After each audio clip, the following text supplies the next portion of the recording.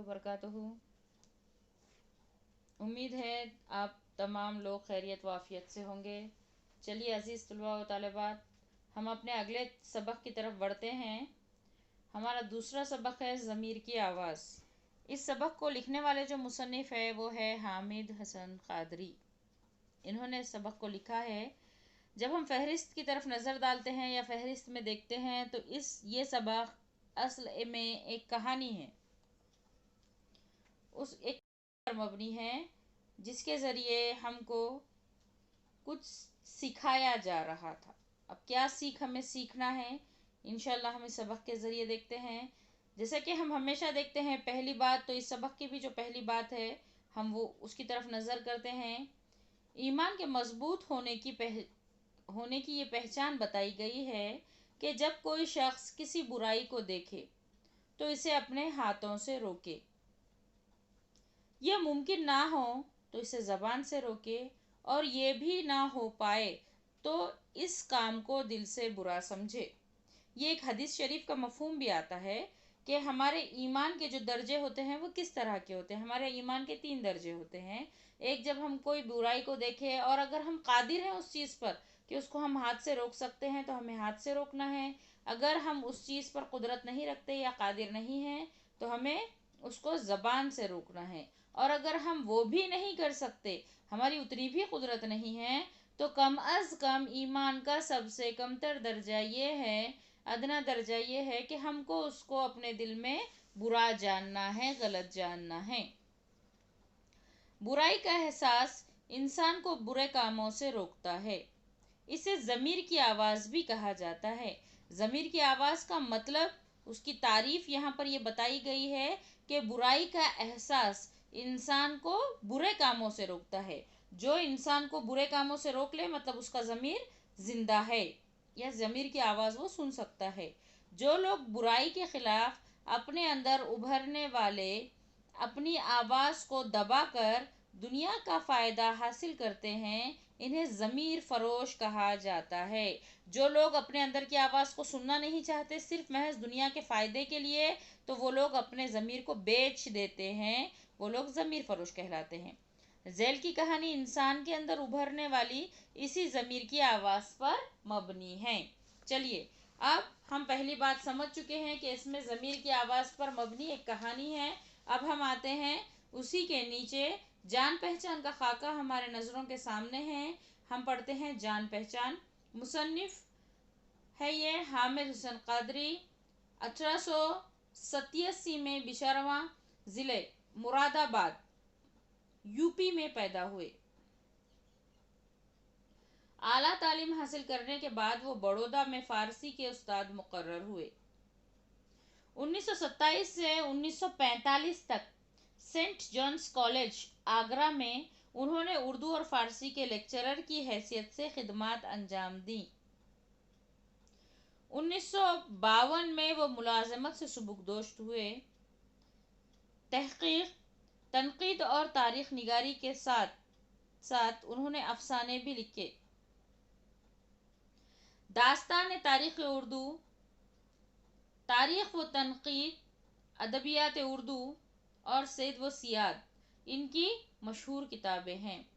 ज़ैल का अफ़साना इनके अफ़सानों के मजमूए सैद व सियाद से लिया गया है।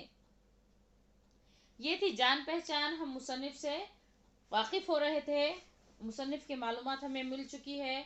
अब हम असल हमारे सबक की तरफ बढ़ते हैं। मशहूद, यहाँ पर एक मशहूद नामी शख्स की कहानी बयान की गई है। मशहूद तमाम रात निहायत कर्ब व इज़्तिराब में गुजारी थी। मशहूद की जो रात थी वो बेचैनी में, तकलीफ़ में और रंज में गुजरी थी।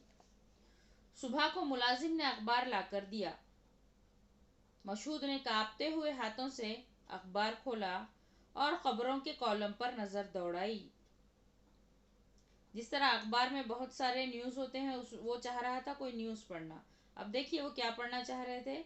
यकायक एक हल्की सी चीख इसके मुंह से निकली। अचानक एक हल्की सी मामूली सी चीख इसके मुंह से निकली। अब मुंह से क्या पढ़ने के बाद इसकी ये चीख निकली, ये देखते हैं हम। इस सुर्खी पर इसकी नज़र थी, एक बच्चा मोटर से कुचल गया। वो वाक़ये की तफसील पढ़ने से डरता था।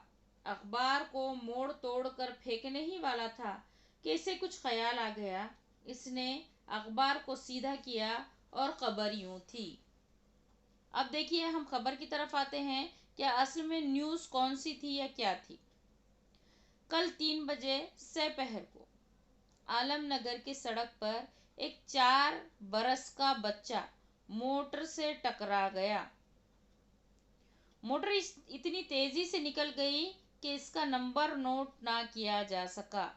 बच्चा मिस्त्री खुदादाद मरहूम का था। जख्मी बच्चे को इसके माँ के पास मकान नंबर 75 वाक़ईगंजपुरा पहुंचा दिया गया, लेकिन 2 घंटे के बाद इसका इंतकाल हो गया। देखिए, ये पूरी न्यूज़ पर हम जब नज़र डालते हैं तो वहाँ पर मुकाम दिया हुआ है कि गंजपुरे के मकान नंबर 75 में वो बच्चा रहता था, और वो बच्चा आलमनगर की सड़क पर एक मोटर गाड़ी की वजह से कुचल गया, और ज़्यादा गाड़ी तेज़ रफ्तार से होने की वजह से नंबर को नोट नहीं किया जा सकता। इस तरह की खबर मशहूद ने पढ़ी। अब आपने ऊपर का इक़्तिबास जब पढ़ा तो हम ये अच्छे से समझ चुके हैं कि मशहूद अखबार लेने से क्यों डर रहे थे या क्यों कपड़ा उनके हाथ कांप रहे थे। क्योंकि वो जो बच्चा जिस मोटर से कुचला गया था, वो मोटर गाड़ी या वो कार मशहूद की थी। मशहूर देर तक सर पकड़कर बैठा रहा, फिर खुद ब खुद कहने लगा। ये अपने आप से बातें कर रहा है, देखो। तो मैं इसका कातिल हूँ। मुझे इसी अंजाम का अंदेशा था। कल से कितनी मर्तबा इरादा किया कि हादसे की जगह पर पहुंचकर तहकीकात करूं कि मेरे कार से जो बच्चा टकराया था, इसका हश्र क्या हुआ, कौन था और किसका था। लेकिन जाने की हिम्मत ना हो सकी। आखिर अब मालूम हो गया, लेकिन क्या करूं? क्या इसके घर जाऊं? इसके माँ से अपने जुर्म का इकबाल करूं? इस बदनसीब की तबाह हालत अपने आंखों से देखूं? इसकी लानत व मलामत, गुस्सा वो नफरत को हद बनूं और अपने किए की सज़ा भुगतूं? यही होना चाहिए, लेकिन क्या मुझ में इतनी हिम्मत है? मशहूद अपने आप से कई सवाल कर चुका था। मशहूद अपने आप से सवाल पूछ रहा था कि मैं क्या करूं, जब वो जान चुका था कि बच्चे की मौत हो चुकी है। चलिए हम आगे बढ़ते हैं। यकायक मशहूद ने ज़ोर से घंटी बजाई। मुलाजिम आया। मशहूद ने कहा, फ़ौरन असबाब बांधो। असबाब यहाँ बमुराद सामान है कि सामान बांधो। मैं बम्बई जा रहा हूँ। इसने तय कर लिया कि इस शहर से चले जाना चाहिए। ये भेद किसी को मालूम नहीं, लेकिन ये कांटा दिल में खटकता रहेगा। ये भेद यानी ये राज कोई नहीं जानता। ये मेरे दिल में खटकता रहेगा, मगर मैं ये शहर छोड़कर चला जाऊंगा। कहीं दूर चला जाऊं, मुंबई की दिलचस्पियों में ये चुभन महसूस ना होगी। ज़मीर की आवाज़ दब जाएगी। ये सोचकर तिजोरी में से नोटों की एक गड्डी निकालकर वास्कोट के अंदरूनी जेब में रख ली और उठ खड़ा हुआ कि चलकर दोस्तों से रुखसत हो आऊं। चौक से गुजरा तो इत्तेफाक से कोई मेला था। बच्चे खिलौने मिठाइयाँ लिए हुए आ जा रहे थे। बच्चों को देखकर मशहूद के दिल पर एक चोट लगी, और वही कल का बच्चा इसे याद आ गया। खुदा जाने वो बच्चा किस शक्ल का था। गोरा था या काला, खूबसूरत या बदसूरत। मशहूद यूं ही चक्कर लगाता जा रहा था कि यकायक एक जगह ठहर गया। इधर उधर नजर डालकर दिल ही दिल में कहने लगा, ये तो गंज का महल्ला है। यही कहीं इसका घर होगा। क्या नंबर था? 75। सामने की गली में लोग बहुत आ जा रहे थे। इसके अजीज रिश्तेदार आते जाते होंगे। मैं भी चलूं, ये सोचकर वहां से आगे बढ़ गया और तेजी से कदम बढ़ाता हुआ चला। अब मशहूद के चेहरे पर सुकून, चाल में इस्तिक़लाल और दिल में हिम्मत थी। मकान नंबर 75 पहुंच कर इसने जंजीर हिलाई। एक बूढ़ी औरत दरवाजे पर आई। चलिए बेटे, हम आगे बढ़ते हैं कि इस इख्तबास में हमने ये देखा کہ مشہود نے اپنے دل میں ہمت پیدا کی اور سچائی کی راہ پر چلے. انہوں نے کوشش کی کہ میں جاؤں اور جا کر وہاں پر اس کا حال معلوم کروں.